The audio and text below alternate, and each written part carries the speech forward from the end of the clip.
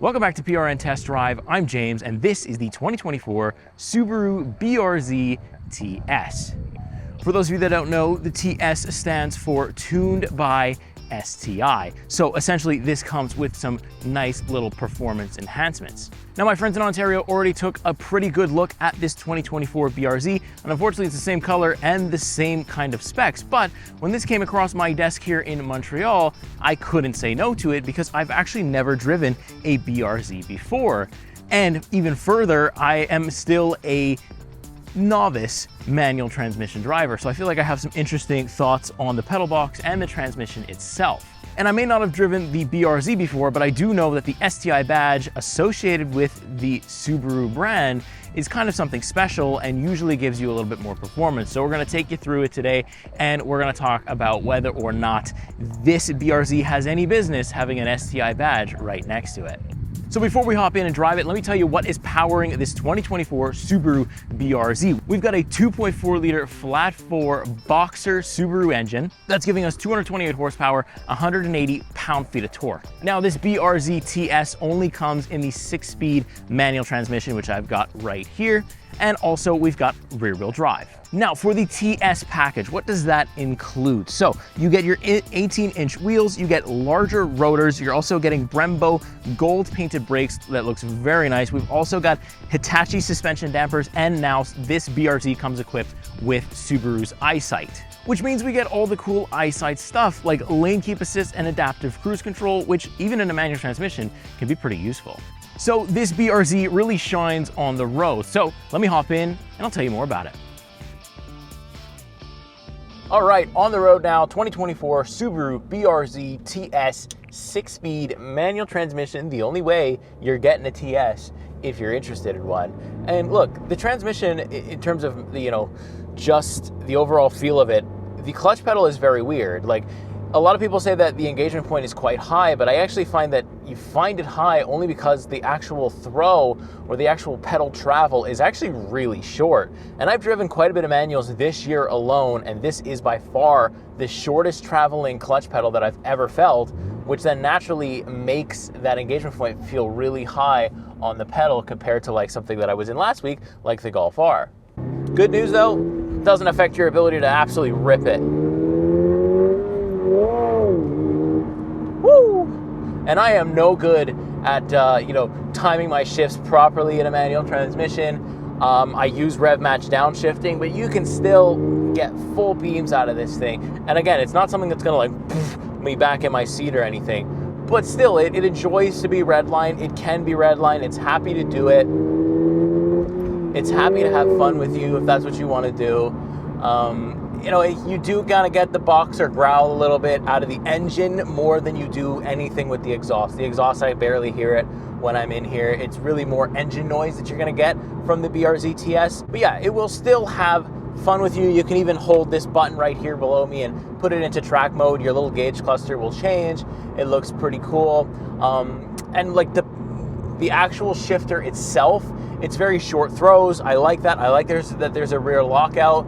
Beginners like myself, I'm always paranoid that when there is no rear lockout, I'm accidentally going to put the car into reverse when I'm trying to go into first gear. Done it before when I was starting to learn. Don't want to do it again, so the lockouts are I always like that in all my manual transmission, but I really enjoy the short throws. You just kind of have to time that with the high release point or the high engagement point with the clutch pedal. So once you get used to that though, you're good. And if you've been traveling manuals for a little bit and then you get into this one, give it a couple of shifts and a couple of starts and stops, you're going to be absolutely fine. Now, my original point with this video is, I saw STI badges everywhere when I got into the interior, or everywhere, really in two places. But it kind of has the essence of STI, because in my gauge cluster, every time I turn it on, I see an STI badge.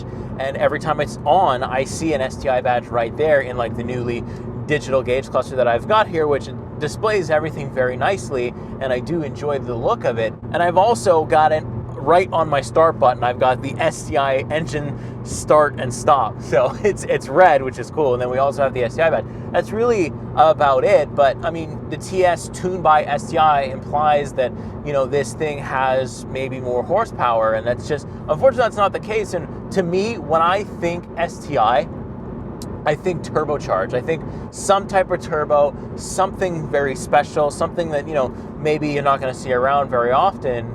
And I feel like, it's good that we have the Hitachi dampers, we've got the eyesight included. I love all that stuff, but I feel like Subaru kind of missed an opportunity to make the TS something really unique and just something crazy, because honestly, we don't even know how long these things are going to stay around. We don't know how long gas cars in general are going to be around. So I feel like brands should be taking these opportunities to really put something on the market that's absolutely unique. And I feel like, and I'm not talking about do a complete redesign. I'm talking about like, give me like a crazy spoiler, give me a crazy sounding exhaust, give me a turbocharger, give me like close to 300 horsepower or 300 horsepower, put rev match down, just make this thing a demon, and then just charge as much as you need to charge, because the real fans of the BRZ will buy it. And for me, it's just like, look, I enjoy the performance stuff. I like the improved handling. I like the improved braking. I like the dampening. It's a very comfortable ride despite what it is. It's actually a surprisingly comfortable ride despite what it is, but I think it's helped by these nice kind of padded and these nice material seats that I've got here. But I just feel like if you're gonna include an STI badge, you need to give me a lot more performance than what they're offering. That's just my take on it.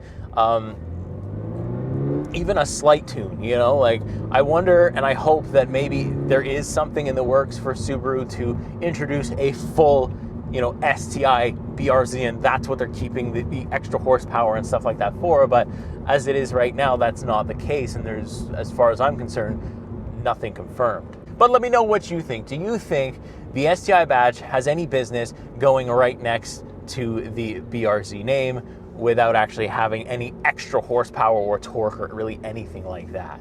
Now, before I go, I'll talk to you about how this thing has been to live with for a week. It's been about a week now that I've been driving the car, and I really do enjoy it. Like, it's definitely not to my needs, because I am, kind of somebody that goes a lot of places with his family, and so I've got a young baby, so that doesn't really work. It cannot fit a stroller in here, and these back seats will probably definitely not fit my car seat. It wasn't even worth the attempt. It was so cramped. The amount of back braking, bending that I would need to do just to make it work was unbelievable. So, for the needs that I have right now, not going to work spatial wise, but like if I'm cruising out on my own, just doing an errand quick, going to the grocery store, getting something for my wife, this thing is my car of choice. I'm going to take it out. I love the manual transmission. It's a fun car. Don't know if I trust rear wheel drive in the winter, but I do see some around here in Quebec with some decent winter tires, and they seem to be okay. So, do that at your own risk. I would not do it with this if it feels like kind of rear happy a little bit. I'm assuming that's what it would be like in the winter. But I like the fact that I've got, Apple CarPlay. I like the overall design of the interior. It feels retro, but not, outdated just yet, because we have like a big screen in here. We got the eyesight stuff. So Subaru have done a good job at keeping this thing current, which is nice to see. Also, there's a good mix of soft touch material. They obviously couldn't put anything, crazy material in here, because they're still trying to make this thing as affordable as possible. And, around the $38,000 mark is pretty affordable in my book, especially today's standards for a two-seater sports car. Even knowing, it doesn't have a crazy amount of horsepower, still, when you're in this kind of frame, a crazy amount of horsepower, this thing just flies with the current one. So it's okay. I don't think you need it. But again, if you're going to put the STI badge anywhere near it, I think you got to put something in there for me. But anyways, just living for it for a week. It's been easy. Obviously, you're going to get tired of a manual transmission in traffic. It's happened to me already in this thing. It's just annoying to have to constantly do it. But if it's your daily driver and it's something you're used to doing all the time, then you're probably used to it, and you probably are well aware of the risks.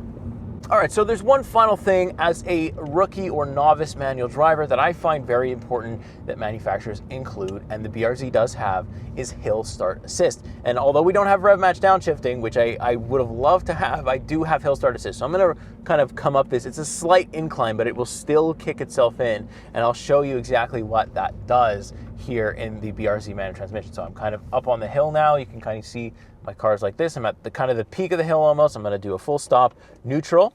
Then I'm gonna put myself into first gear, and you can kind of watch my window, right? So I will release the brake only.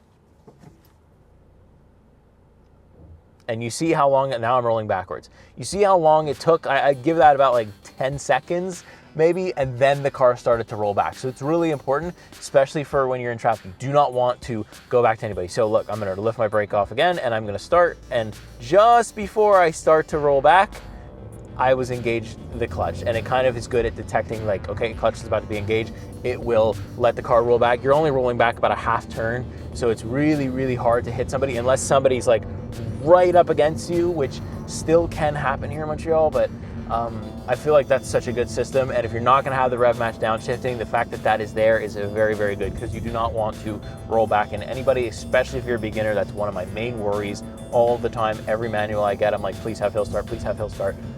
And thank goodness the BRZ has it. So that is going to just about cover everything that I wanted to tell you about the Subaru BRZ TS. Victor went into a big in-depth detail. If you want to see every single angle possible for the BRZ TS, go ahead and check that out. We will link it somewhere in the description or above my head somewhere, and you can go check that out, give it a watch. It's a great video, and his opinion is very good on it as well.